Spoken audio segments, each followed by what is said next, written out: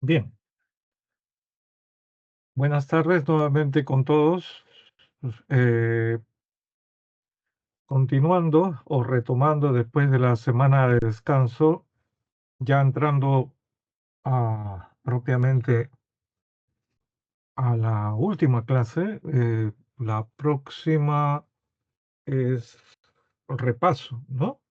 Entonces, eh, tenemos aquí, eh, continuando con la idea, ¿no?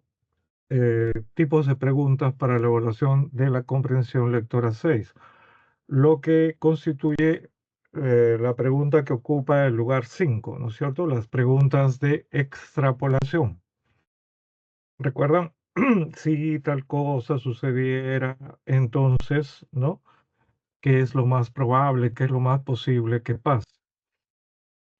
De eso, entonces, se trata en esta semana número 18.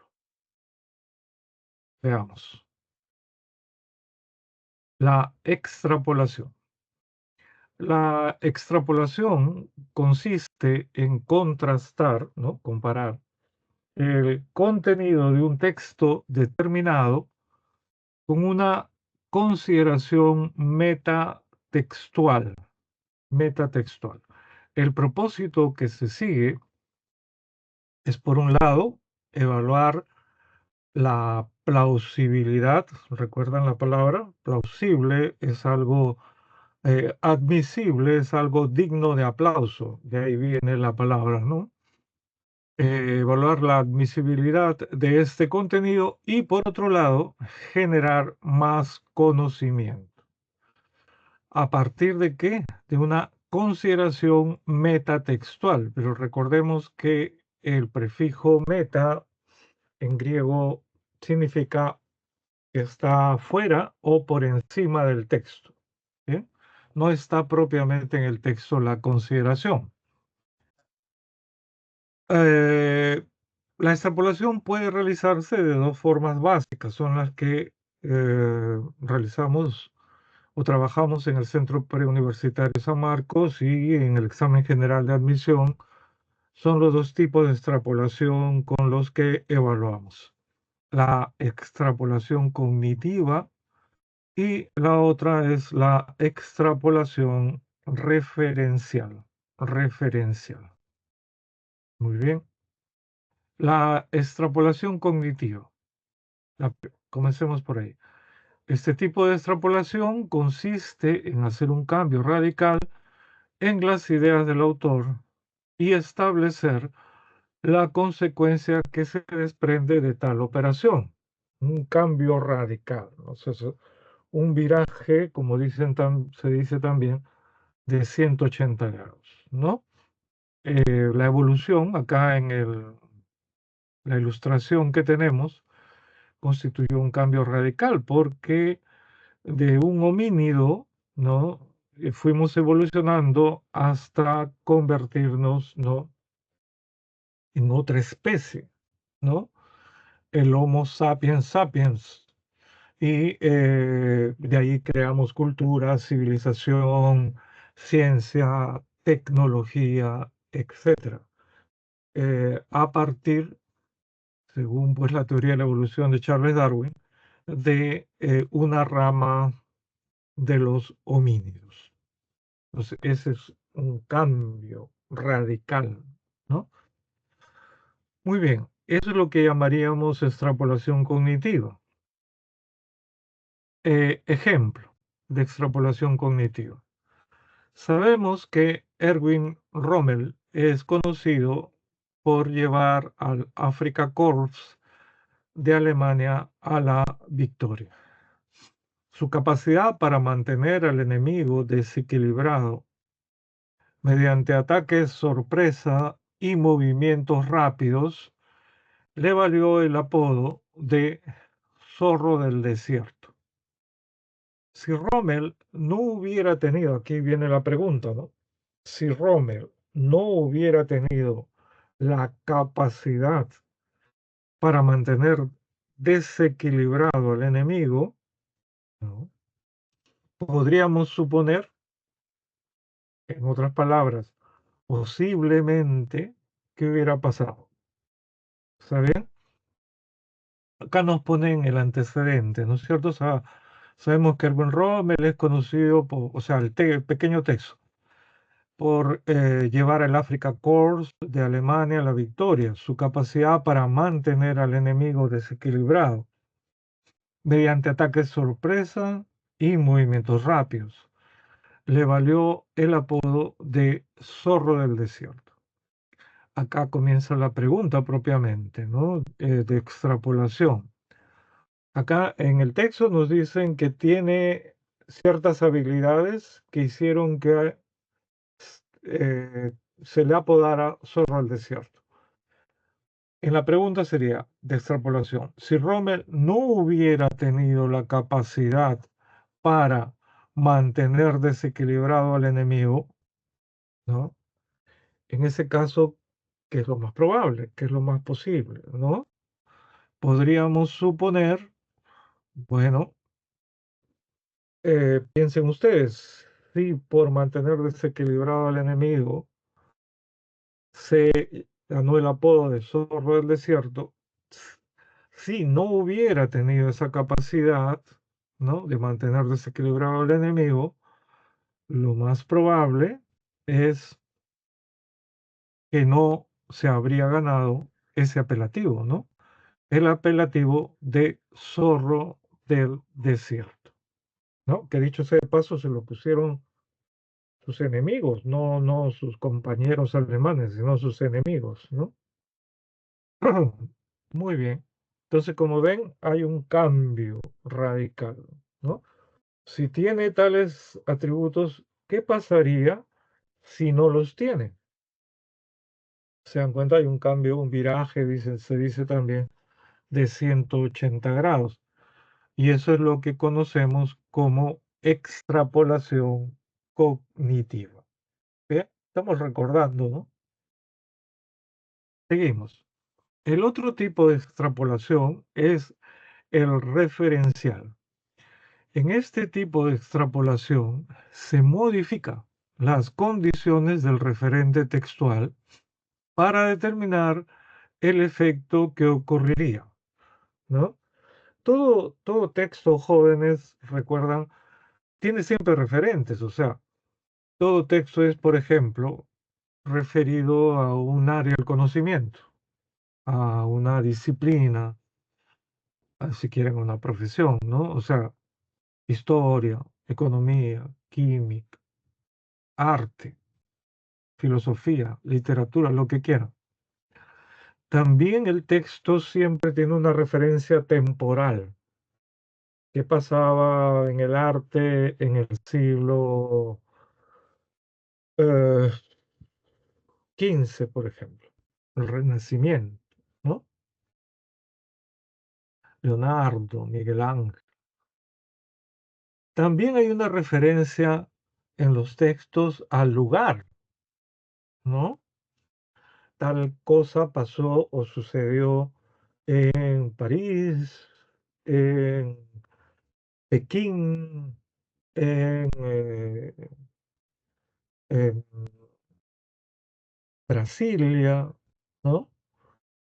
Eh, en algún lugar, ¿no? Entonces, todo eso se llaman referentes, ¿no? Por eso la extrapolación referencial consiste en modificarlos.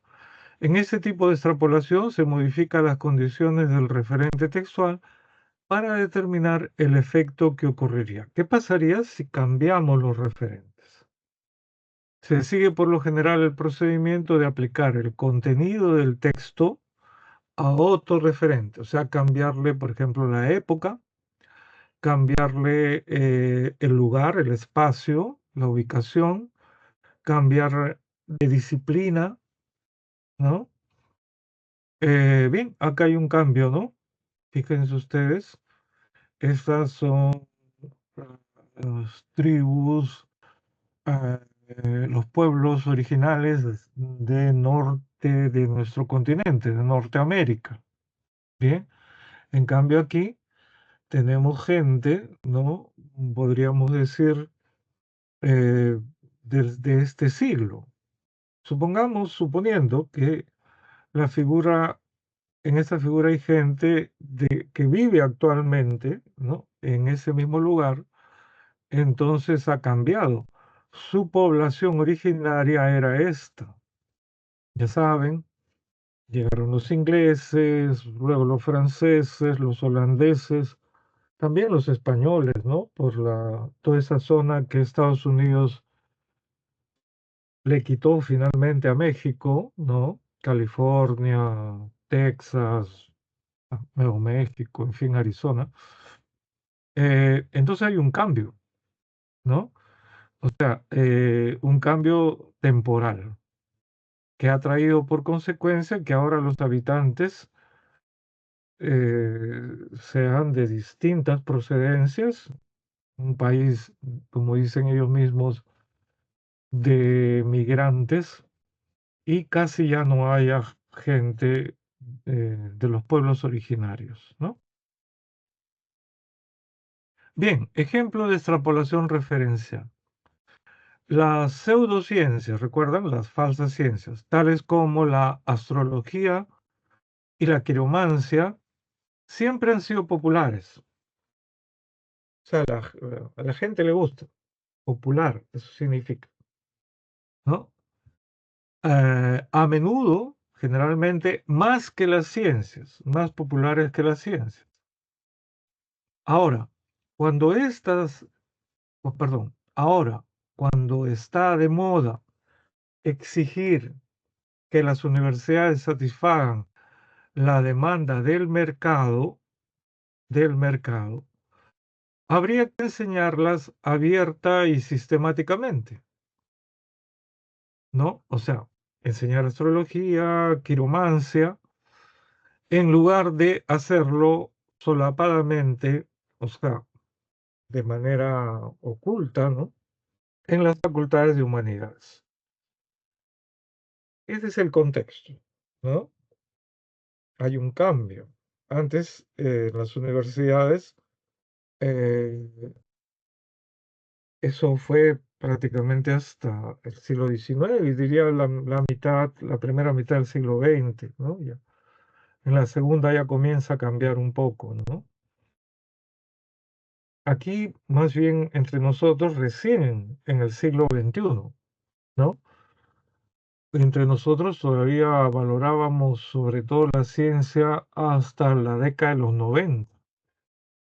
Algunos de ustedes, pues, ustedes no habían nacido todavía, ¿no? Pero a partir de ahí, lo que manda es el mercado. O sea, que entendamos por mercado, en este caso, en el mercado, ¿qué cosa hay siempre? Demanda y oferta. ¿Estamos? Demanda y oferta, su clase de economía. ¿Está bien? Entonces, las universidades antes les, casi digo una palabrota, les importaba un comino, vamos a decir, ¿no? Lo que quisiera el mercado. Me estoy dejando entender. Eh, porque la universidad era autónoma totalmente de lo que quisiera la industria, ¿no? Ah, pero eso ha cambiado. Si, pongamos el caso, el mercado quisiera astrólogos, tengan por seguro que las universidades comenzarían a tener facultades, carreras de astrología. Por ejemplo, ahora me parece que hay algunas universidades que ya tienen la carrera de, ¿cómo le llaman? Para ser chef, ¿no es cierto? ¿Estamos? ¿Mm? Ahí va, hay ya algunas que tienen. Ah, piensen esto, jóvenes, compruébenlo. Siempre les he dicho, ¿no? Y ahora que ya van a ser universitarios dentro de poco, cualquier cosa que un profesor les diga no es palabra de Dios.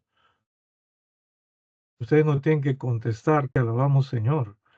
El verdadero universitario escucha, eso sí, pues no anda distraído, no es el que dice yo ya sé todo, ¿no?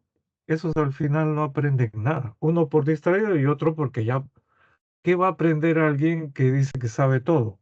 Ya lo sabe todo, según su propia manera de pensar.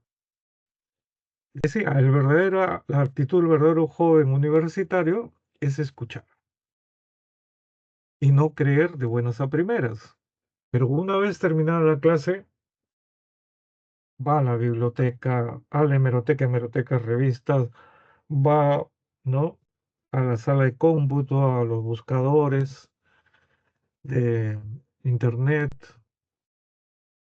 y contrasta, ¿no? En el salón el profesor dijo esto, ¿es verdad o no? ¿Bien? Entonces, si pasara esto, ténganlo por seguro, como el caso del chef, ¿no? Eh, está pasando, ¿no? Bueno, me parece que primero comenzó San Ignacio de Loyola, una universidad privada con fines de lucro. Por ahí, hasta donde tengo noticias, la UPC también tiene, creo. Pero la que menos esperaba yo que tuviera, a mí me decepcionó. Es mi manera de pensar. Usted está viejo. Bueno, es mi manera de pensar. La Universidad Católica también tiene una universidad que se supone es una universidad seria. ¿Pero por qué? Por la presión del mercado. Hay demanda de chef por el boom ¿no? gastronómico en nuestro país. ¿Saben ustedes? Anótenlo, compruébenlo cuando termine la clase, que los más grandes chefs no han estudiado en ninguna universidad. El propio Gastón Acurio, ¿dónde estudió? En un instituto francés.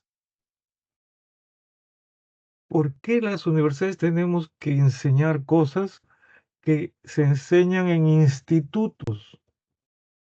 La respuesta es esta, porque las universidades pierden su sentido de universidad para, ¿no? Satisfacer lo que quiere, ¿no? el mercado. No recuerdo ahorita el nombre, lo voy a buscar en el momento que ustedes estén leyendo, pero no sé si alguno de ustedes se acuerda del nombre, donde es un instituto famoso, ¿no? Eso no lo desmerece, por favor, ¿no? El instituto donde estudió Gastón Acurio, o sea, no estamos desmereciendo, pero una cosa es universidad y otra cosa es instituto, ¿no? Luego lo buscaré. Y ustedes también comprueben. Ah, profesor, ¿dónde estudió Gastón Acurio? ¿En la Sorbonne de París? No, en un instituto francés muy reconocido. Allá, ahí dirán, ah, el profesor tenía razón. O si encuentran lo contrario, el profesor estaba mintiendo. Por favor, esa es la actitud, ¿no? Que siempre se debe tener. Uno mismo como estudiante tiene que comprobar. Sigamos, ¿no?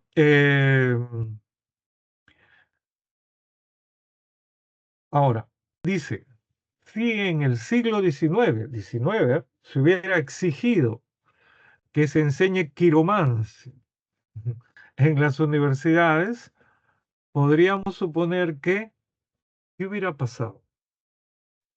¿Qué hubiera sucedido? Tal petición no hubiera tenido repercusión, no hubiera sido escuchada, pues en ese tiempo las universidades no satisfacían la demanda del mercado. O sea, no dependíamos de eso. Las universidades cumplían su rol de guardianes del conocimiento humano, transmisores de ese conocimiento a los estudiantes nuevos, cada vez que hay nuevos y nuevos, hay que pasarles el conocimiento, y de investigadores, investigar para acumular, avanzar en el conocimiento. Pero ahora, como diría el gran filósofo peruano César Acuña, ¿no? La idea es hacer universidades para tener, como dice, plata como cancha, plata como cancha, ¿no? En fin, en fin, es lo que hay, ¿no? Ya no le dan caso a este viejito lesbiano que les habla. Son los nuevos tiempos, de repente, no sé. Todos, con excepción, un ejemplo, ya texto de ejemplo, de los postmodernos, apreciamos la verdad al punto de despreciar o aún castigar a los mentirosos. Pero, al mismo tiempo, todos sabemos que fuera de la matemática, la exactitud es tan escurridiza como la justicia, la honestidad y el desinterés. Todos estos son ideales a los que podemos y debemos aproximarnos, ¿no? O sea, hay que seguir acercándose, buscando la justicia, buscando que las personas sean honestas, actúen desinteresadamente, pero no pues van a tener la exactitud de 2 más 2 igual a 4, ¿no? Aunque sin hacernos la ilusión de alcanzarlo siempre. En efecto, ¿acaso podamos acumular elementos de prueba en favor de una teoría física, biológica o sociológica? Pero jamás podremos probarla concluyente y definitivamente, al modo en que se demuestran los teoremas matemáticos o lógicos, ¿no? Porque matemática y lógica, por ejemplo, son ciencias formales, por lo tanto tautológicas, ¿no? Incluso la física, biología, química, economía, historia, sociología, etcétera, naturales y sociales, son ciencias que nunca van a poder alcanzar, ¿no? Esa exactitud. Lo más a que podemos aspirar en las ciencias fácticas son ciencias de hecho, ¿no? Factos. Son verdades parciales o aproximadas, tales como la Tierra es esférica y el precio de una mercancía es inversamente proporcional a su demanda. Bien, preguntas. A ver, los leo. ¿Qué nos dicen?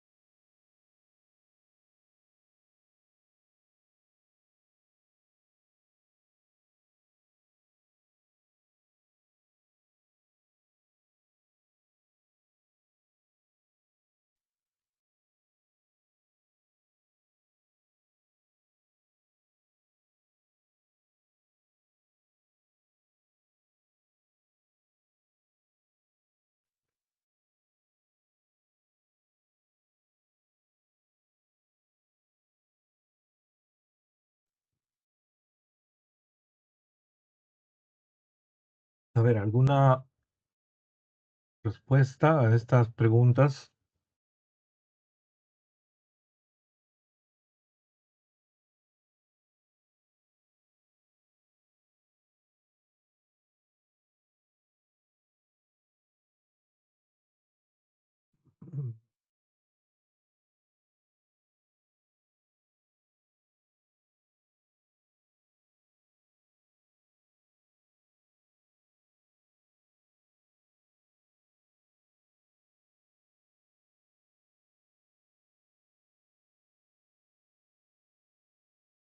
No están difíciles, ¿no?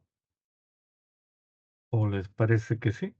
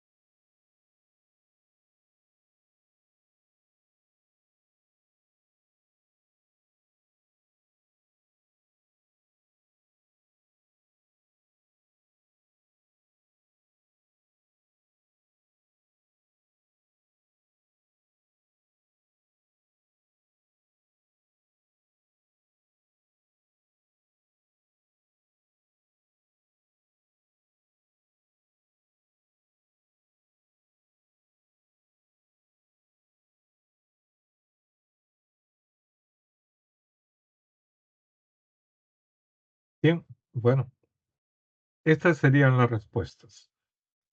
Si los posmodernos defendieran y apreciaran la verdad, es posible que A. No exista grupo humano que simpatice con las mentiras. No, fíjense ustedes, a ver, perdón,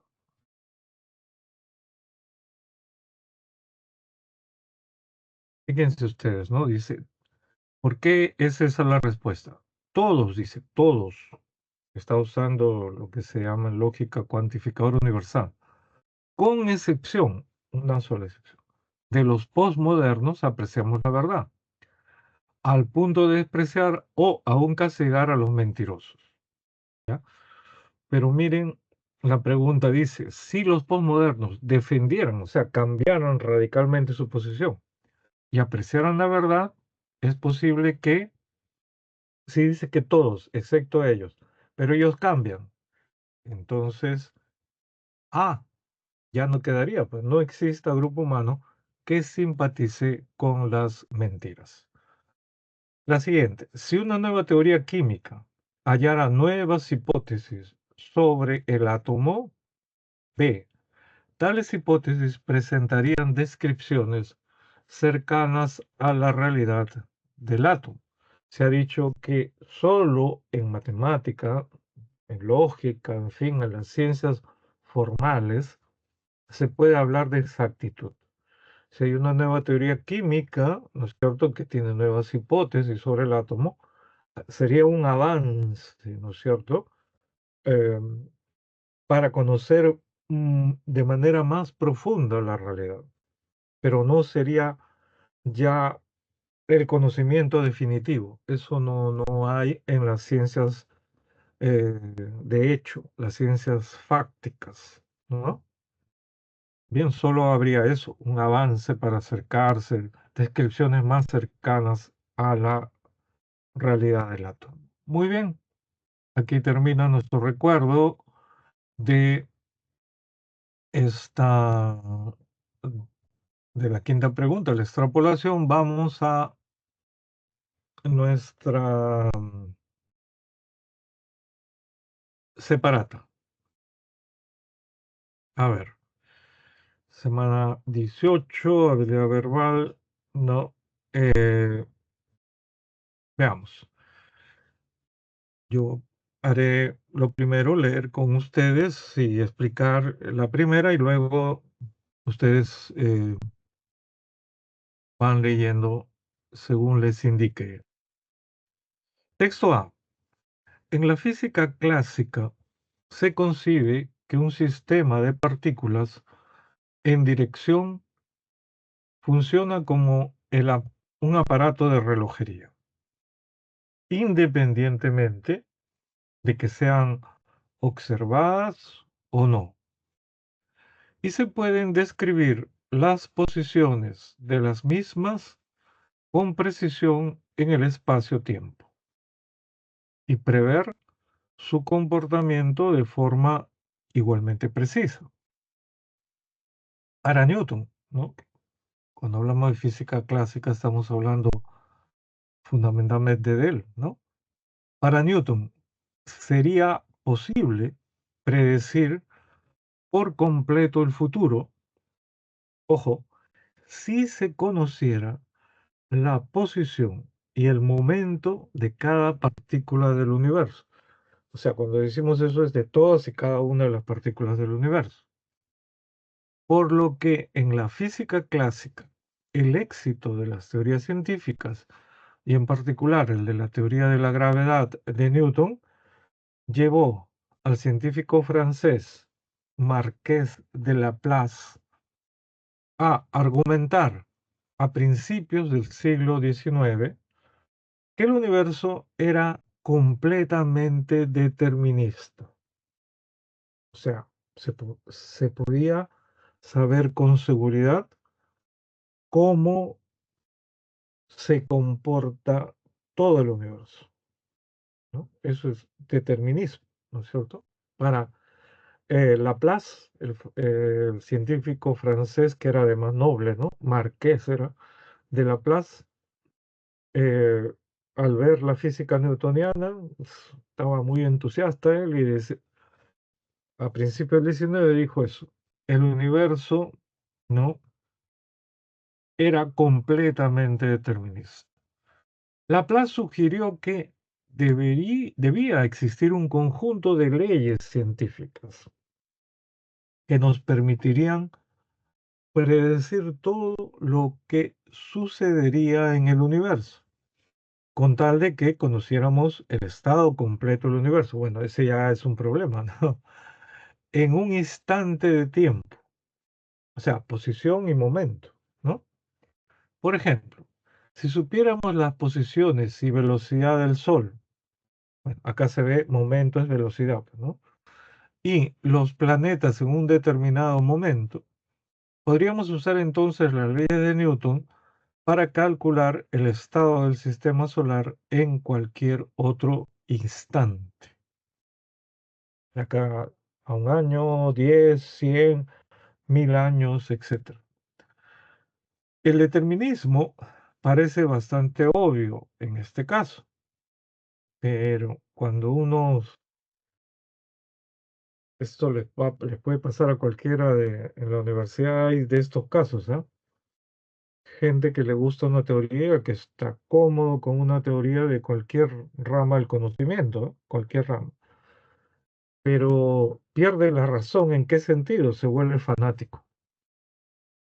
Por eso, jóvenes, ustedes tienen derecho a libremente confiar en cualquier teoría. Si van a literatura, una teoría estructuralista, no una teoría intuicionista, ¿le parece a usted mejor?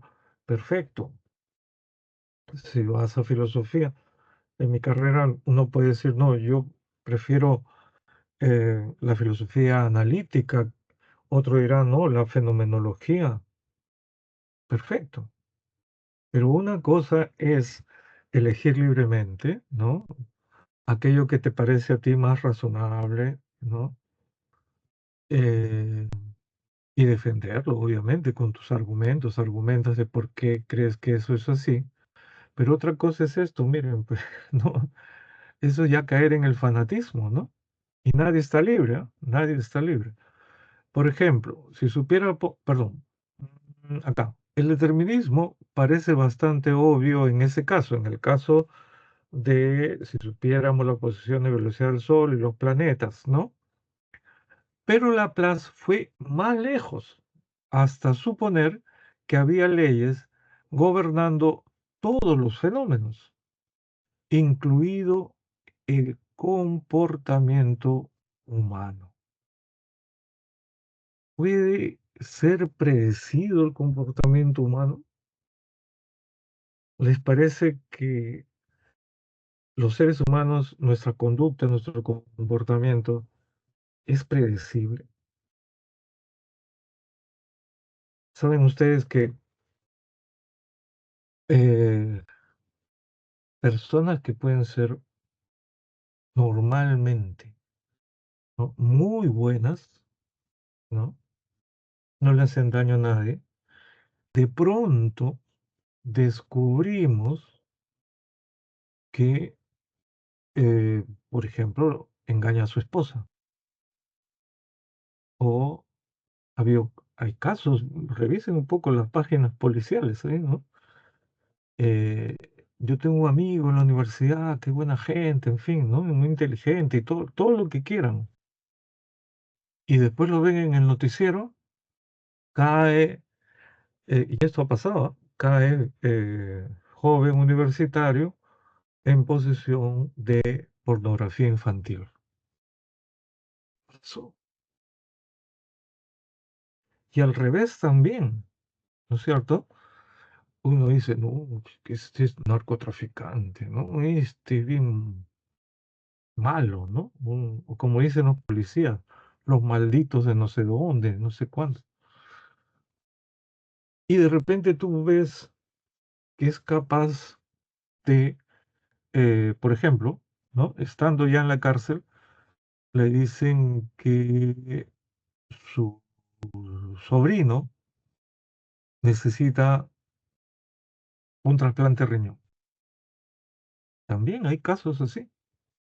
Gente que ha matado, ha robado, todo. Uno diría, ese pata que te va a dar, dice, yo le doy un riñón. Sáquenme un riñón, désenlo a mi sobrino. No diría es su familiar, pero se ha dado casos incluso entre amigos. No es mi pata. Quítenme el riñón, pásenselo. Diga, díganme ustedes, ¿el comportamiento humano es algo predecible? ¿Está determinado? Aquí, miren, un gran científico como Laplace se deja llevar por ya, eso no es racional, pues, ¿no? Fanatismo. Recontra hincha ya de Newton, ¿no? Ni siquiera el propio Newton dice eso, pero siempre seres humanos así, ¿no? Texto B. Un aspecto importante del principio de incertidumbre al que no siempre se presta atención que merece es que no opera en el mismo sentido hacia adelante y hacia atrás en el tiempo, futuro o pasado, ¿no?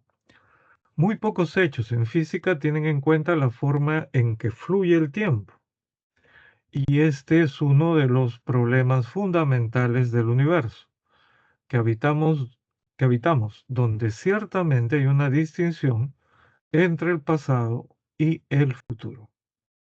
Las relaciones de incertidumbre indican que no es posible conocer la posición y el momento simultáneamente, ¿no?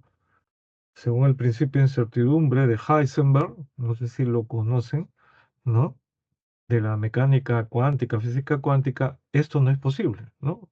Las relaciones de incertidumbre indican que no es posible conocer la posición y el momento, o sea, velocidad, simultáneamente, al mismo tiempo. Puedes conocer, ¿no es cierto?, la posición de una partícula, pero en ese momento o en ese instante no puedes conocer su velocidad. Puedes conocer la velocidad de la partícula, pero en ese instante no vas a poder conocer su posición. O sea, las dos cosas al mismo tiempo no se pueden. Y consiguientemente no es posible predecir el futuro. El futuro es, para la mecánica cuántica, esencialmente impredictible e incierto. Todo lo contrario al otro, ¿no? El determinismo, ¿no? Pero es compatible con las reglas de la mecánica cuántica idear un experimento a partir del cual se pueda calcular exactamente cuál era la posición y el momento de un electrón, o sea, hacia atrás, ¿no? Pasado, por ejemplo, en algún instante del pasado. El futuro es esencialmente incierto, no se sabe con certeza hacia dónde vamos, pero el pasado está exactamente definido, se sabe exactamente de dónde venimos. Parafraseando al creador de este principio, ¿no? Al físico Heisenberg, se podría afirmar que podemos conocer por principio el pasado en todos sus detalles. Ello se ajusta precisamente a la experiencia cotidiana en cuanto a la naturaleza del tiempo. Nos movemos desde un pasado conocido a un futuro incierto y constituye una característica fundamental del mundo cuántico. Muy bien, vamos a las preguntas. Ay, ay, ay, ¿qué pasó acá? A ver, permítame, creo que he subido mal. Este tiene las respuestas. Un ratito, por favor. Voy a subir. eh, a ver, un momentito, disculpen.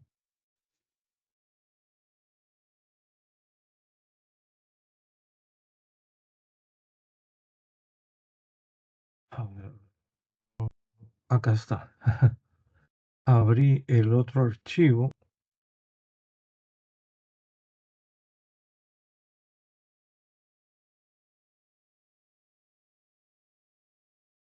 Ahora sí, acá está. No sé si alcanzan a verlo. A ver, vamos a subirlo, ¿ya?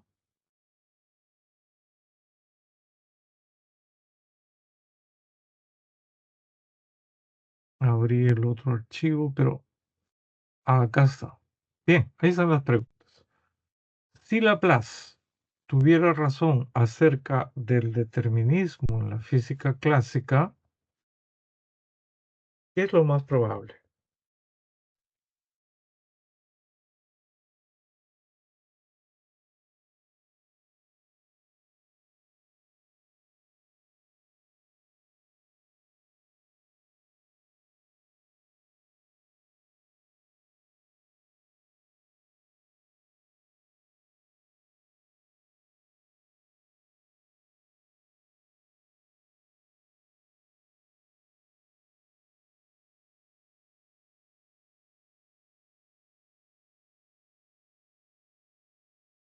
¿Cuál creen ustedes que sería el más probable?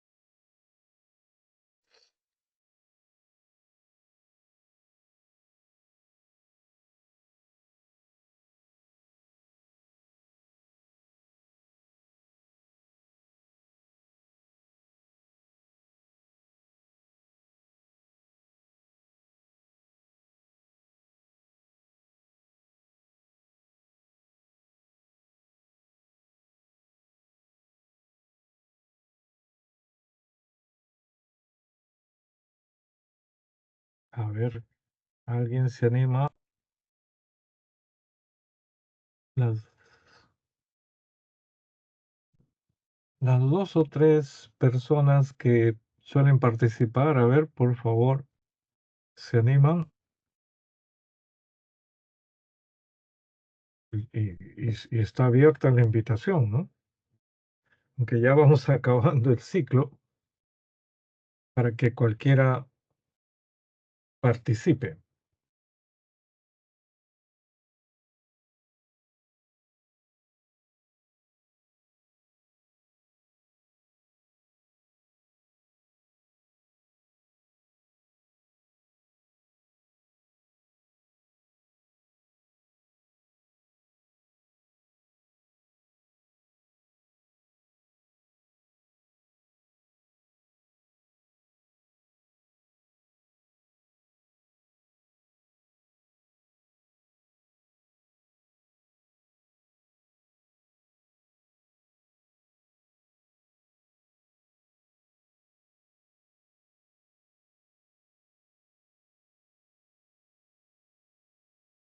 Ajá, ya tenemos ahí una respuesta. ¿Alguien más? Anímense. Eh, ¿Saben ustedes que el Congreso acaba de aprobar un par de cosas con respecto a la universidad? En realidad, el SUNEDU ya tiene nombre nomás, pero le han cambiado totalmente, totalmente lo han cambiado. Eh, a partir de la, la decisión que han tomado, las universidades deben licenciarse una sola vez,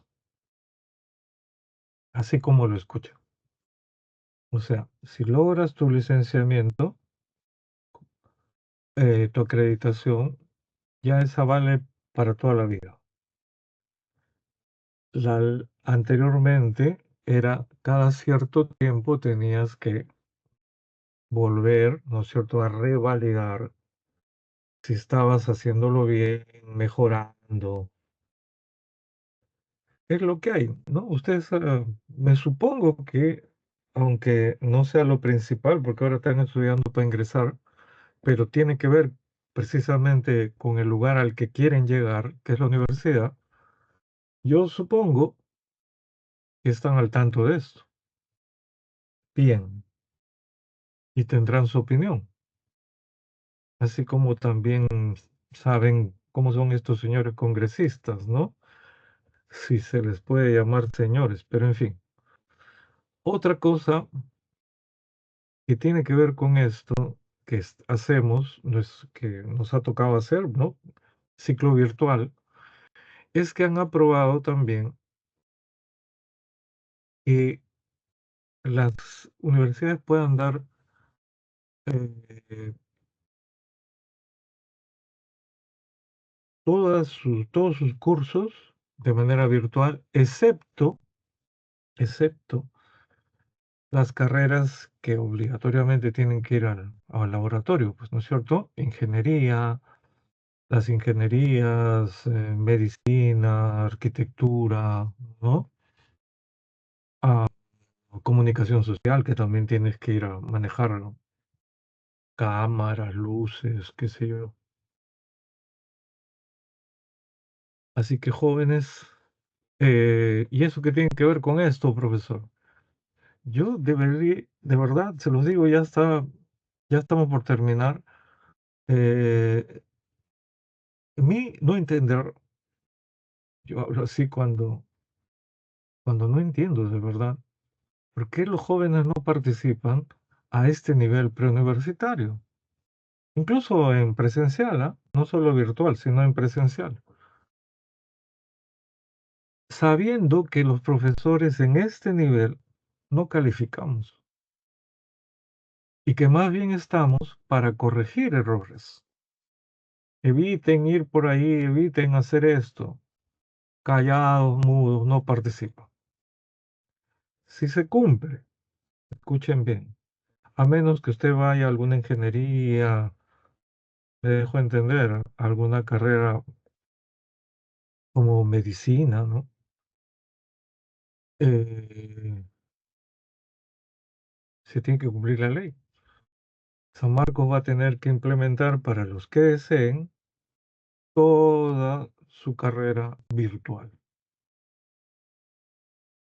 Pregunta, ¿ustedes creen que los profesores ya en la universidad, teniendo una clase virtual, cómo vamos a calificar? Le vamos a pedir, por favor, a ver quién intervenga. Jóvenes, una semana antes tenemos en nuestro poder la lista completa de los estudiantes matriculados. Y no es cualquier lista, es las preactas. O sea, lo que pongamos ahí es prácticamente lo que se va a pasar a las actas. Entonces, de aprobarse esto, cualquier profesor, como todo está grabado, escuchen bien, todo está grabado, ya no es un juego, pues, ¿no? Van a pasar a la universidad, ya olvídense ¿A ustedes qué les parecería ver a alguien de mi edad con una chica de 20. Ridículo, ¿no es cierto? Totalmente. Bueno, cada edad tiene su manera de comportarse. ¿Está bien? Ustedes, siendo universitarios, ¿se van a seguir comportando como niños? ¿Eso estaría bien? Creo que no. Entonces, ya con lo que se ha aprobado en el Congreso, va a poder seguirse una carrera completa, por ejemplo, literatura, filosofía, todos los cursos. Pero claro, ahí sí calificamos. Entonces yo simplemente veo, ni siquiera miro la pantalla, veo mis actas y digo, a ver, González, hay dos González, profesor. Ya, González Izquierdo, a ver, responde esta pregunta. No está, no vino, ya. Rodríguez, no, profesor, me fui al baño en ese momento, no, no, también va a tener sus reglas, ¿ah? Eh, participar en la tanto virtual como presencial, es una oportunidad que no se va, no va a volver a tener. Bien, no se molesten, ya creo, a ver, en ese salón hay tanto del ordinario como el especial, ¿no es cierto? Bueno, no sé cómo harán, pero en presencial también hay salones ordinarios y presencial, pero ahí sí está más claro, ¿no? Porque ese salón es ordinario, ese es especial.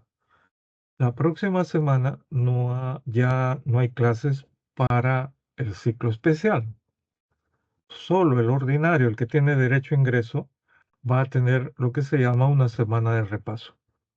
Yo no sé cómo será esto, si acá los que algunos de ustedes que esté en el especial podrá ingresar, ¿no?, a la clase de repaso de la próxima semana. Eso no sé, ignoro. Ya les dirán. Yo creería que sí, ¿ah? Yo particularmente, bueno, pues yo no soy el que da esas directivas, ¿no? No, ¿qué problema hay? Diría yo, pero bueno. Eh, entonces, de las cosas que digo, es normal, hay gente que se puede estar molestando, se ha ofendido, es muy sensible. Tranquilos, porque ya se acaba el curso, ¿no? Entonces ya no van a tener que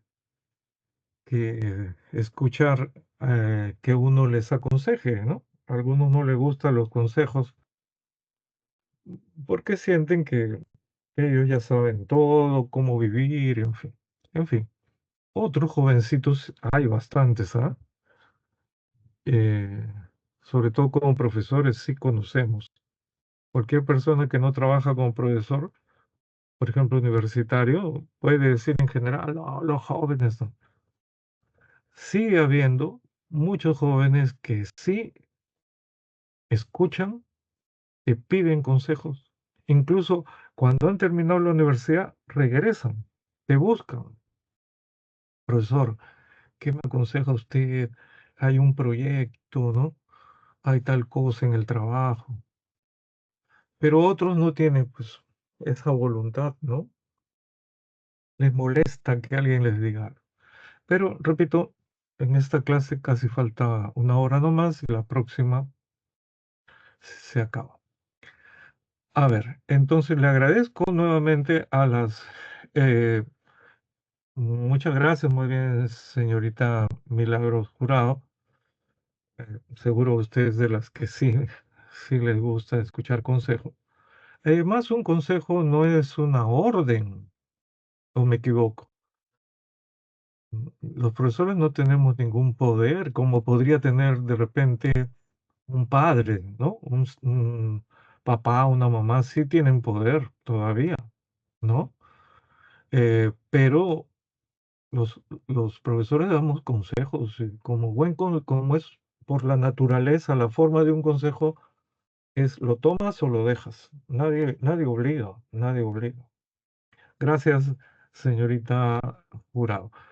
Bien, entonces vamos, efectivamente, la número uno, si Laplace tuviera razón acerca del determinismo en la física clásica, A, se predeciría el comportamiento humano. Sería posible, si es que él tuviera razón, pero como vemos, eh, el comportamiento humano es, incluso jóvenes, ni siquiera para nosotros mismos es predecible. O sea, por ejemplo, pregúntenle a su profesor de psicología o profesora. Uno dice, si yo no ah, estoy con un amigo que lo han engañado, por ejemplo, por poner un ejemplo, ¿no? Y estamos regresando a casa después de tomarnos unos tragos, ¿no? Y el tipo está deprimido, está borracho. Y justo para regresar a casa, por ejemplo, estamos tomando en el centro de Lima, tenemos que, a pie nos regresamos y no, tenemos que cruzar el puente que va, Puente Santa Rosa hacia el Rima, suponiendo que, ¿no? Como era antes en mi caso, vivía yo en el Rima. Entonces yo digo, si me pasara eso, fíjense, no, yo al toque lo agarro como sea para que no se, ¿no? Para que no se tire y se mate. Pero nadie puede predecir, ni siquiera tú dices eso en tu cabeza. Pero llegado el momento, no por malo, no porque seas mala gente, lo ves hacer eso y te quedas paralizado. ¿Me dejo entender? Entonces el comportamiento humano es impredecible, ¿no? No podemos saber cómo podríamos reaccionar, ¿no? Pero claro, este es una extrapolación, ¿no? Si se cumpliera lo que Laplace dice, entonces él tendría razón. Esa es la idea. Dos, si hubiera compatibilidad entre la mecánica clásica con la cuántica, esta se daría, si es que fueran compatibles las dos, se daría si compartieran, ¿qué cosa? La misma que,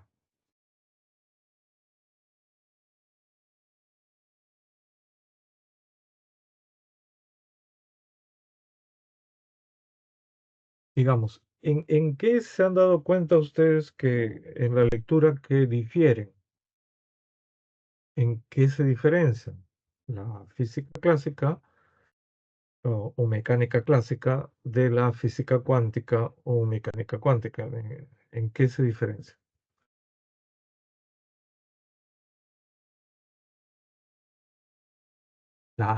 Perfecto.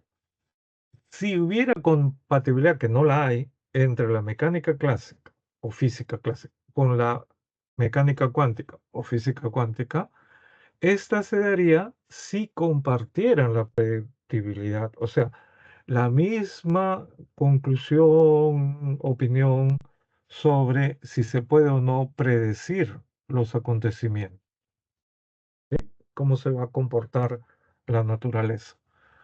2A, muy bien.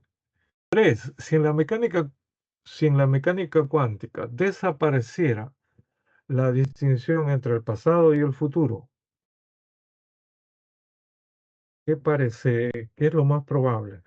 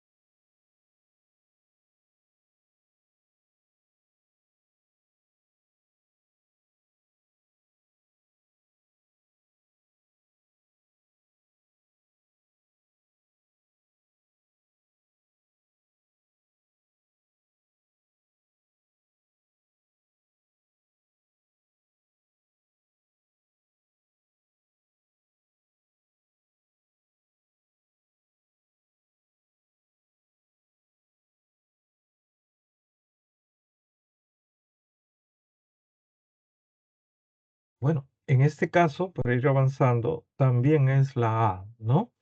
Sí, en ese caso, porque en la lectura solamente se nos dice que la distinción entre pasado y futuro la hace la mecánica cuántica, ¿no? Porque, por ejemplo, para la mecánica clásica se puede conocer el pasado y se puede conocer el futuro. Por lo tanto, no hay distinción. Pero dice el autor del texto B que hay una falsa creencia, ¿no es cierto?, en que, según el principio de incertidumbre de la mecánica cuántica, no se puede conocer nada, no se puede predecir nada. Y no es así. Sí se puede predecir, pero ¿qué cosa? El pasado, no el futuro, ¿no? Ahora, si en la mecánica cuántica desapareciera esa distinción entre el pasado y el futuro, ah, ¿qué parece que ocurriría? Sería semejante a la mecánica clásica. A. Se infiere que el significado del término momento en ambos textos hace referencia a, creo que llegamos a decirlo, se vio, ¿no? ¿Qué significa momento en ambos textos?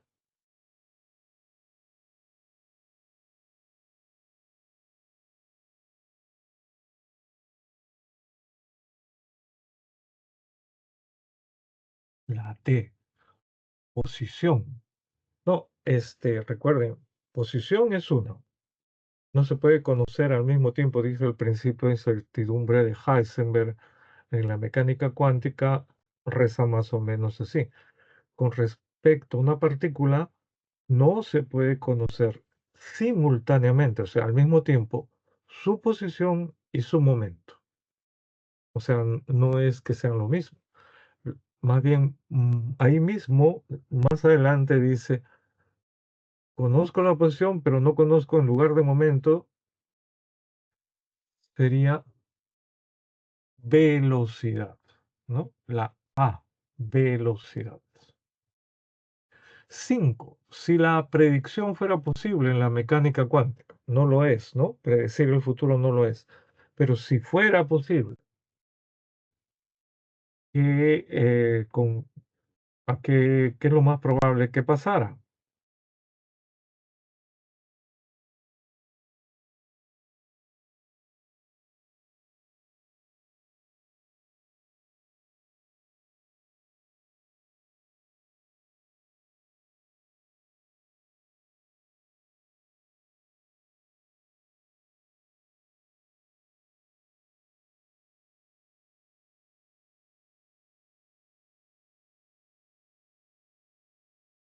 Precisamente el principio, ¿no es cierto? Lo que hace, mejor dicho, que no se pueda en la mecánica cuántica predecir el futuro es la incertidumbre, o sea, el principio de incertidumbre de Heisenberg. Si por el contrario fuera posible en la mecánica cuántica la predicción, entonces habría que negar el principio de incertidumbre de Heisenberg. Y eso nos llevaría a la A, ¿no? Sería posible conocer simultáneamente, al mismo tiempo, la posición y el momento de una partícula. Muy bien. Supongo que se han dado cuenta, ¿no? Creo que sí, que hay problemas acá, ¿no?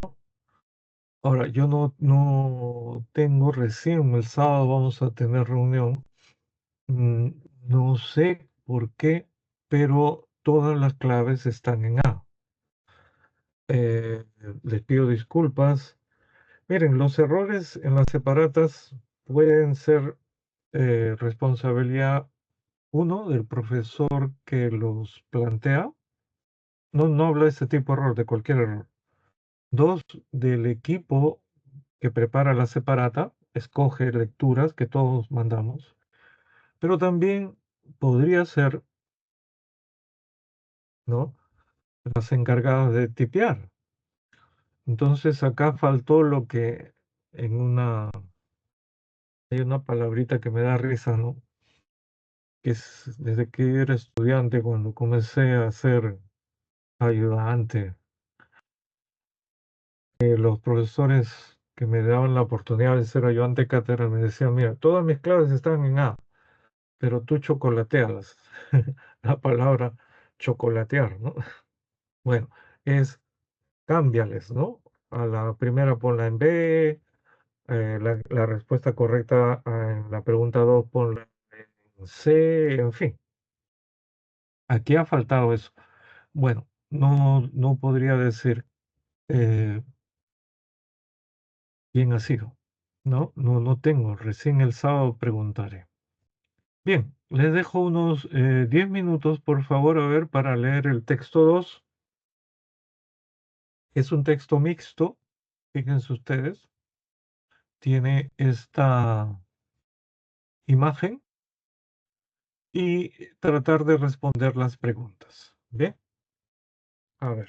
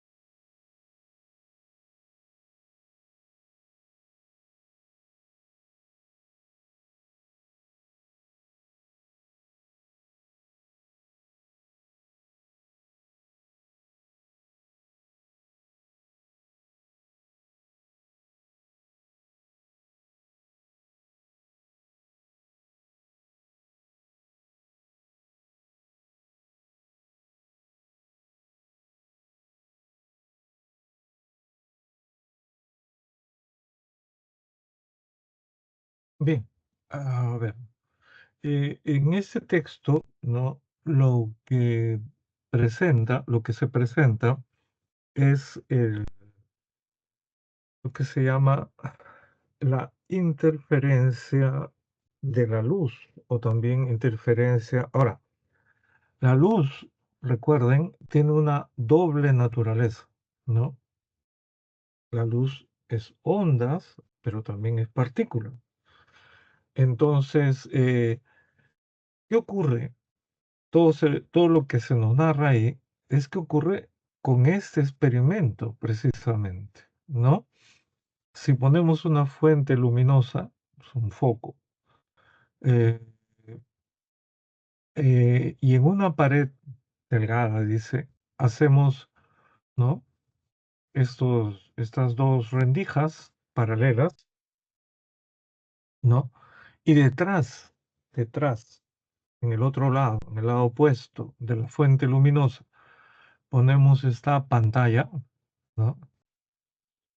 Contra lo que podría suponerse, ¿no? El texto lo dice, que igual, ¿no? Habría más luz, ¿no es cierto? Habría luz que pasaría, mejor dicho. Lo que ocurre no es eso. No sé si alcanza a verse, ojalá que sí.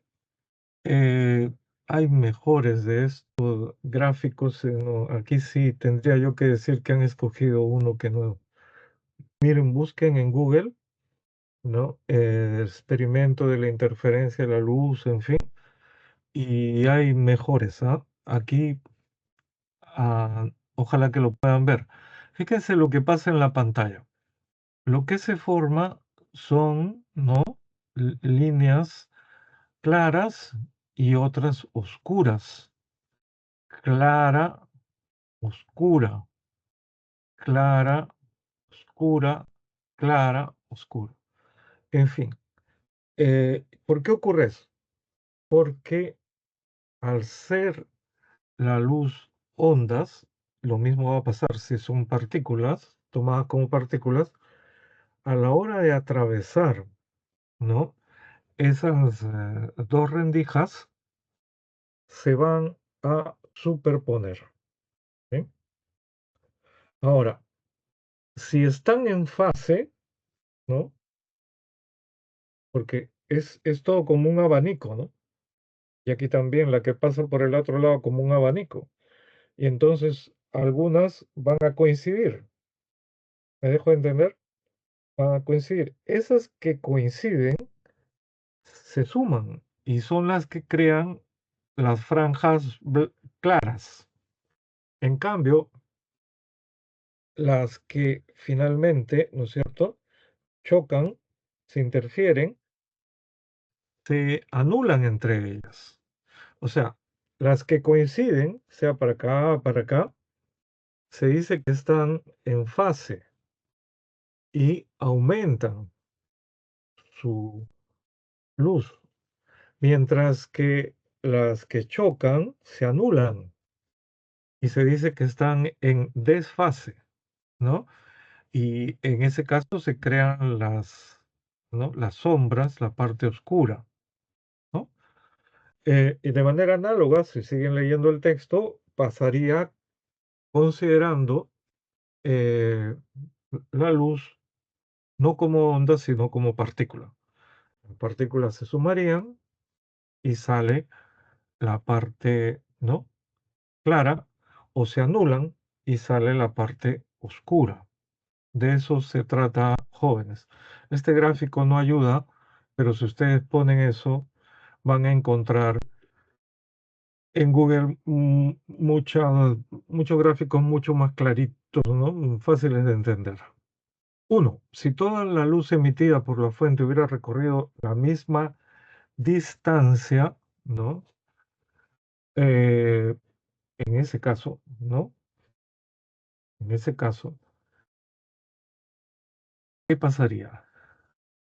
El texto nos dice también que la luz, cuando va a pasar por esas rendijas, recorre distancias diferentes. Por eso es que aparece franjas oscuras y franjas luminosas.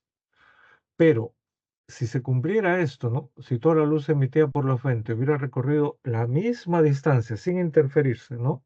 O sumarse, en ese caso, A, desaparecería en la pantalla las franjas oscuras y luminosas. ¿Bien? 2. Si la luz pasara por una sola rendija, bueno, ahí el mismo texto lo dice, ¿no? Ahí no habría lo que llamamos interferencia, ¿no? Por una sola rendija no hay interferencia, ¿no? Entonces el fenómeno de la interferencia desaparecería. Número 3. Si a la velocidad que recorre un electrón de la fuente a la pantalla y pasara solo por una rendija, esta es como una pregunta repetida. Nuevamente la respuesta acá sí tiene que haber sido responsabilidad del profesor. Desaparecería el fenómeno de interferencia de la luz, ¿no? 4. Si se careciera de la fase y desfase, o sea, si no hubiera fase y desfase al llegar las ondas a la pantalla, ¿no? Bueno, eh, estaríamos hablando de la luz como partículas, ¿no es cierto? Y ya no habría esas barras blancas, en fin, ese blanco, o sea, oscuro, claro, no se presentaría. El diagrama del gráfico no sería visible en la pantalla.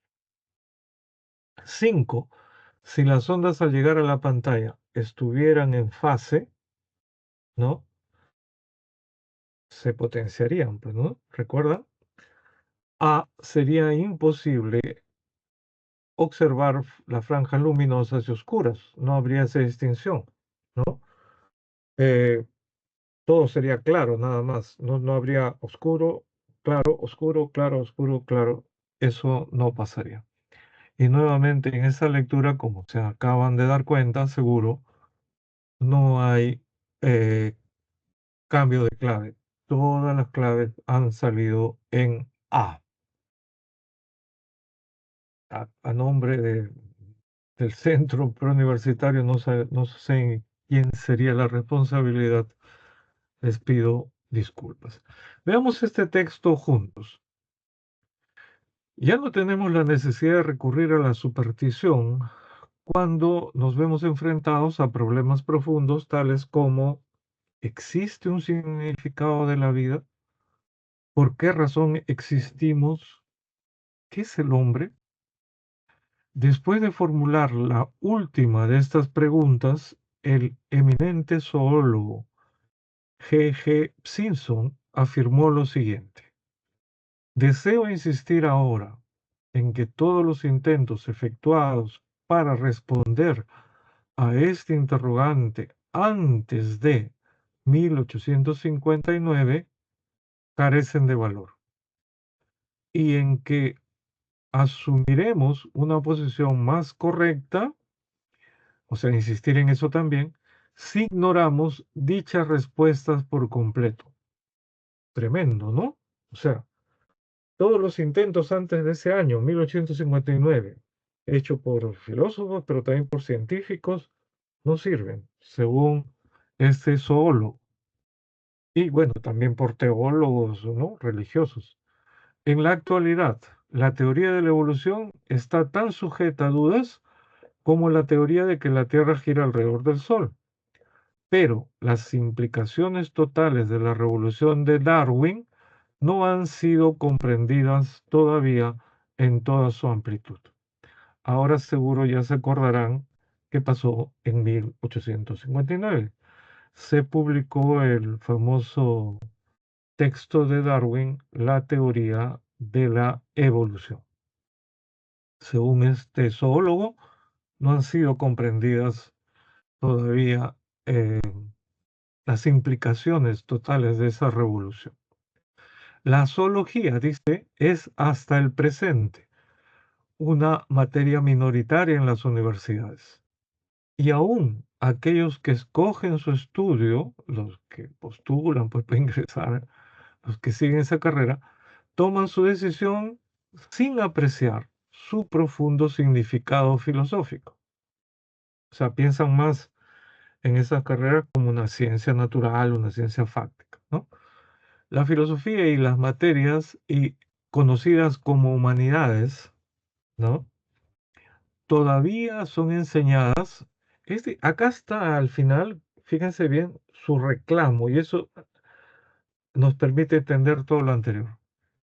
La filosofía y las materias conocidas como humanidades todavía son enseñadas como si acá está, Darwin nunca hubiese existido, ¿no? No hay duda de que esta situación será modificada con el tiempo. O sea, el solo G.G. Simpson cree que toda la historia, ¿no?, de las explicaciones sobre la razón, el sentido de nuestra existencia, qué cosa es el hombre, etcétera, nos sirven eh, si se han hecho antes de la aparición de la teoría de la evolución de Darwin en 1859. Y señala que si todavía la gente duda, ¿no?, de la evolución, duda de cualquier cosa, de que la Tierra gira alrededor del Sol, ya vemos a los terraplanistas, es que todavía no se ha entendido la revolución de Darwin, todas las implicaciones. Incluso los que estudian zoología, ¿no? O sea, biología, ¿no? Eh, y sus reclamos ahí al final. La filosofía y las materias conocidas como humanidades todavía son enseñadas como si Darwin nunca hubiese existido. Y tiene esperanza de que esta situación será modificada con el tiempo. Bueno, uno, la idea principal está relacionada con, pues, al final, ¿no? Creo que está claro. Sí, ¿no? La teoría de la evolución y el estudio de las humanidades. Porque son las humanidades las que se hacen este tipo de preguntas, pues, ¿no? ¿La vida tiene significado? Una ingeniería no se hace, el derecho no se hace esa pregunta, ¿no? La propia medicina, ¿no? ¿Por qué razón existimos?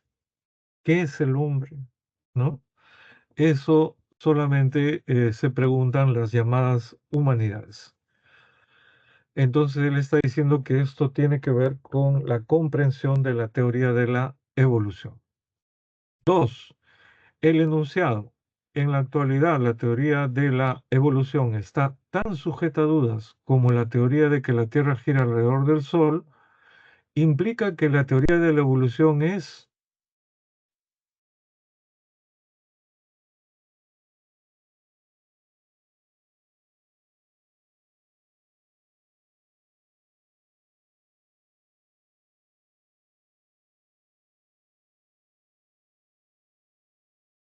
Es en un sentido negativo, pero está aceptada, ¿no? Si la teoría de la evolución está tan en duda como la teoría heliocéntrica, ¿no? Que la Tierra gira alrededor del Sol, implica que está aceptada, como es aceptado que la Tierra gire alrededor del Sol.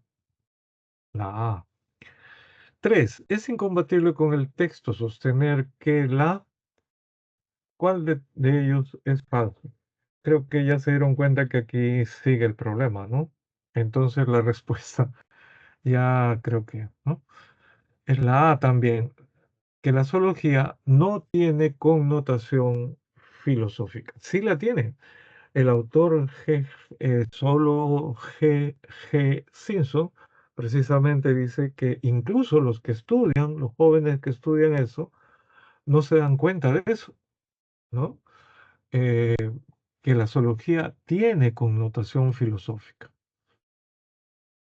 4, podemos inferir del texto que, bueno, ya saben que acá también la clave está en A, que la teoría de la evolución resolverá preguntas de los estudios humanísticos, ¿no? O sea, cuando se entiendan las implicancias de la teoría de la evolución, podríamos resolver preguntas como ¿qué es el hombre? Recuerdan las que están al inicio. ¿Cuál es el sentido de la existencia? Etcétera. 5, si en los estudios de zoología hubieran tomado en cuenta su profundo significado filosófico, o sea, si eso se hubiera pasado, ¿no? Entonces, la superstición ya no sería tomada en cuenta por los humanistas. Claro, este autor es duro, dice que todo lo anterior es superstición, ¿no? O sea, por ejemplo, la definición de Aristóteles. Aristóteles dice, el hombre es un animal racional, ¿no? Para él sería superstición. También lo que dice las religiones, el hombre es creación de Dios, es hijo de Dios, en fin. Él, este zoólogo no tiene nada, solo a partir de la teoría de la evolución se podría entender todas esas preguntas. Seguimos, miren, el texto siguiente no le han puesto aquí la referencia, siempre deberían poner, en los exámenes se ponen, es el inicio de la segunda meditación cartesiana, las famosas meditaciones del padre, recuerden, no solo de la filosofía moderna. Descartes es también el padre de la modernidad, de toda la época moderna, en todas sus dimensiones, conocimientos, no solamente es en filosofía. Esa es la segunda meditación, por eso que resulta siendo una especie de síntesis, ese es el estilo que tenía, ¿no? Avanza y luego, antes de empezar el siguiente punto, hace un resumen de lo que ya ha hecho en el primero. En la tercera meditación va a ser algo parecido, me dejo entender. No sé si debo hablaros de las primeras meditaciones que hice allí, pues son tan metafísicas y tan fuera de lo común que quizá no gusten a todo el mundo. Sin embargo, para que se pueda apreciar si los fundamentos que he tomado son bastante firmes, me veo en cierta manera obligado a decir algo de esas reflexiones. Tiempo A, que había advertido que en lo tocante a las costumbres es a veces necesario seguir opiniones que sabemos muy inciertas, como si fueran indudables. Y esto se ha dicho ya en la parte anterior, o sea, en la primera meditación. Pero deseando yo en esta ocasión ocuparme tan solo de indagar la verdad, pensé que debía hacer lo contrario y rechazar como absolutamente falso todo aquello en que pudiera imaginar la menor duda, con el fin de ver si, después de hecho esto, no quedaría en mi creencia algo que fuera enteramente indudable. Así, puesto que los sentidos nos engañan, acuérdense que él es racionalista, no es como Locke, ¿no? Empirista, a las veces quise suponer que no hay cosa alguna que sea tal y como ellos nos la presentan en la imaginación. Y puesto que hay hombres que yerran, estos, los empiristas, el criticismo kantiano, cualquiera en sus sano juicio sabe que eso es así. Puesto que hay hombres que yerran al razonar, o sea, se equivocan, aún acerca de los más simples asuntos de geometría, y cometen paralogismos. Un paralogismo es un razonamiento falso, ¿no? Juzgué que yo estaba tan expuesto al error como otro cualquiera. Miren cómo son las personas que han hecho avanzar a la humanidad, ¿no? lo contrario a ciertas personas que creen que son lo máximo, ¿no? Es terrible, ese es un vicio que no deja avanzar. Y siendo, lo digo, jóvenes o profesionales jóvenes brillantes, inteligentes, pero ellos mismos van por un mal camino. Ujú. Juzgué que yo estaba tan expuesto al error como otro cualquiera. O sea, se puede equivocar como cualquier ser humano. Y rechacé como falsas todas las razones que anteriormente había tenido por demostrativas. Y en fin, considerando que todos los pensamientos que nos vienen estando despiertos pueden también ocurrírsenos durante el sueño, sin que ninguno entonces sea verdadero. Resolví fingir que todas las cosas que hasta entonces habían entrado en mi espíritu no eran más verdaderas que las ilusiones de mis sueños. O sea, su método es omnibus dubitandum, que en latín significa hay que dudar de todo, ¿no? De todo lo que me dan los sentidos, de todo lo que me han enseñado en demostraciones geométricas, todo. Es como si fuera el sueño, ¿no? Eh, pero advertí, me di cuenta luego que queriendo yo pensar de esa suerte, o sea, de esa manera, que todo es falso, ojo, era necesario que yo, que lo pensaba, fuese alguna cosa. Y observando que esta verdad, yo pienso, luego soy, esta es otra manera de decir, creo que de repente conocen este entimema o filosofema cartesiano, pienso, luego existo. Este es lo mismo, pero dicho de otra manera. Yo pienso, luego soy. Era tan firme y segura que las más extravagantes suposiciones de los escépticos no son capaces de conmoverla. Juzgué que podía recibirla sin escrúpulo como el primer principio de la filosofía que andaba buscando, ¿no? Su famoso, ese es su punto de partida, ¿no? O sea, no es que él sea un escéptico, sino que es el método. Dudar de todo, de todo lo que me han enseñado, lo que ven mis sentidos. Dudar que la realidad se diferencia, la vigilia se diferencia del sueño, todo me puede engañar. Ah, pero ¿quién está dudando? Cuando, mejor dicho, la duda es un pensamiento y es el pensar es algo que hace alguien que existe. Entonces, por eso dice, yo pienso, luego soy, ¿no? O como conocen algunos, pienso, luego existo. Uno, la idea principal está relacionada con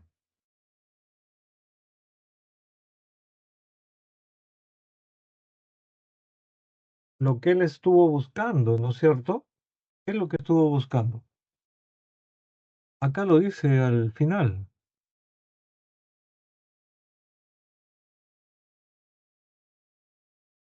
O sea, la idea principal es que pudo llegar, ¿no es cierto? Entonces, ¿cuál sería? La C, el primer principio de la filosofía. Bueno, felizmente que esta lectura sí ya no están todas en A. Dos, el término demostrativas hace alusión a las,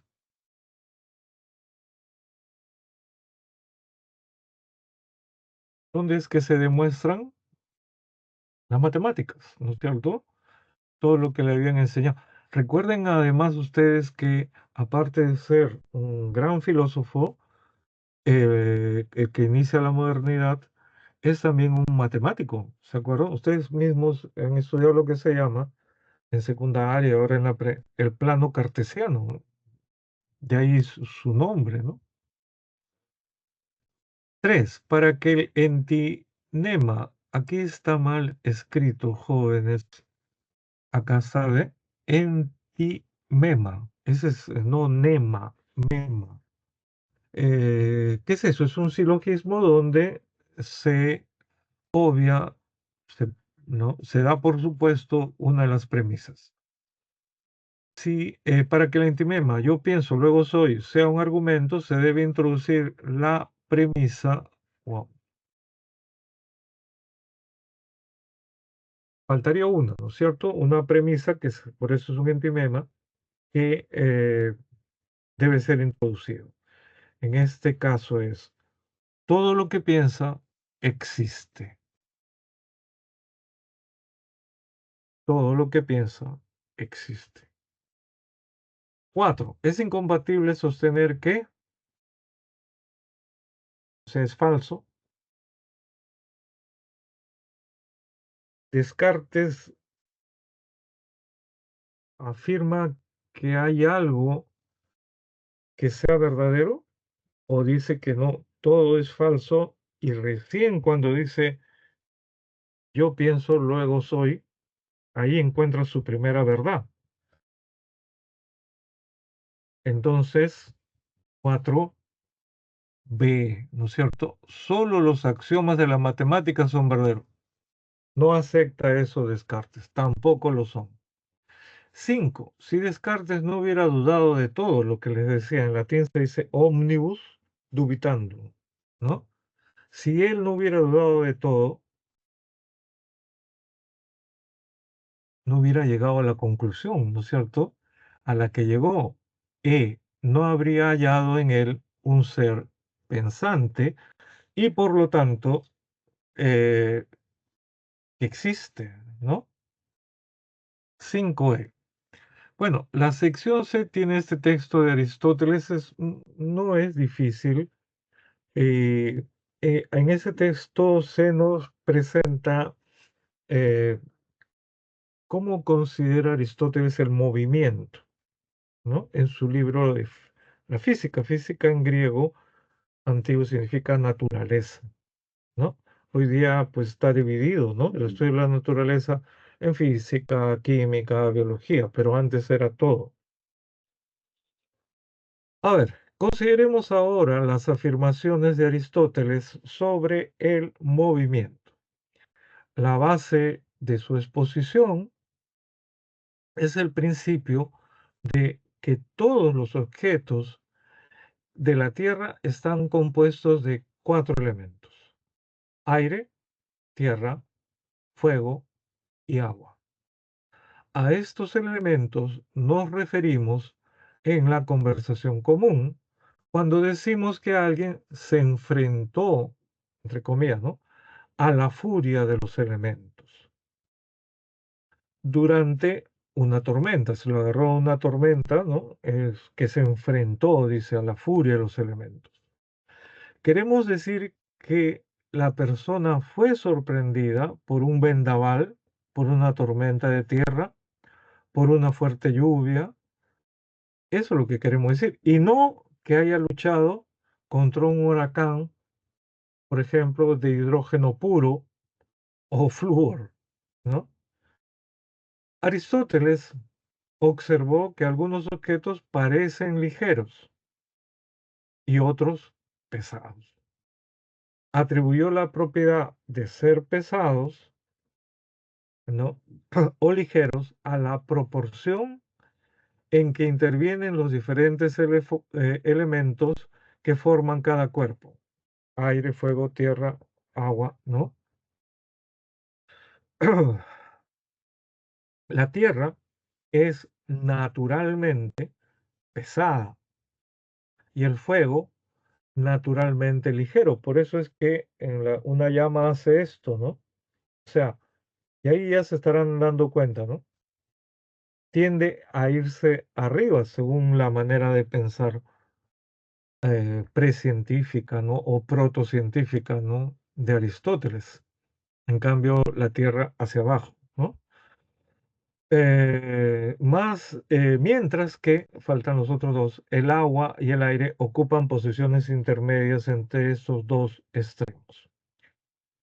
¿Cuál pregunta entonces es el movimiento natural de un objeto compuesto de tales elementos, ¿no?, de los 4 elementos? Si el objeto es pesado, responde su movimiento natural, responde, su movimiento natural sería hacia abajo, ¿no? Por el contrario, si es ligero, su movimiento natural será hacia arriba. El humo, al ser ligero, asciende en línea recta, a menos que sea pues arrastrado por el viento, ¿no? Una piedra, una manzana, un trozo de hierro, caen, usted lo suelta, caen en línea recta hacia abajo, cuando se dejan caer desde cierta altura. En consecuencia, para Aristóteles, el movimiento natural o libre de obstáculos de un objeto terrestre es en línea recta, ¿no? Hacia arriba o hacia abajo, considerando arriba y abajo según una línea recta trazada desde el centro de la Tierra hasta el observador. ¿Bien? Entonces, el texto en inglés nos trae eso, nos trae un poco la manera en que consideraba Aristóteles el movimiento. 1. Aristóteles se refiere principalmente, bueno, ese es el tema, ¿no es cierto? Entonces, B, al movimiento natural de los cuerpos. Muy bien. 2. Es incompatible con el texto sostener que, es falso sostener que, Aristóteles diferenciaba entre objetos ligeros y pesados. Acá está diciendo que no diferenciaba. Entonces, la E, eso es incompatible, es falso. 3. El término elemento tiene el significado contextual de, tiene 4 elementos, o sea, tiene 4 componentes, todas las cosas. D. 4, ¿no? Número 4. Del texto se infiere que en condiciones normales el agua y el aire tienen movimientos naturales opuestos. El agua pesa, ¿no? Y el aire tiende a subir porque es ligero, opuestos. Y 5, para terminar, ¿no? Si alguien arrojara una piedra, imagínense, entonces el movimiento sería, solamente nos dicen que la va a arrojar, ¿ah?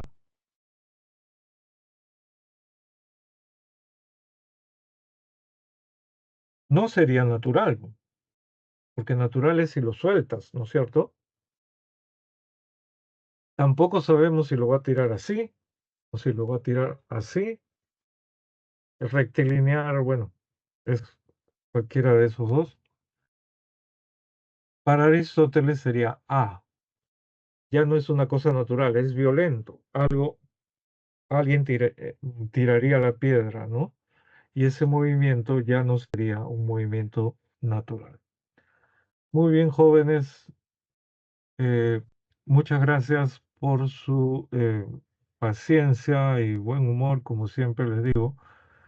Nos estamos viendo, espero que con todos, ¿no? No sé cuál es la disposición. Si de todas maneras estarían los que son del ciclo especial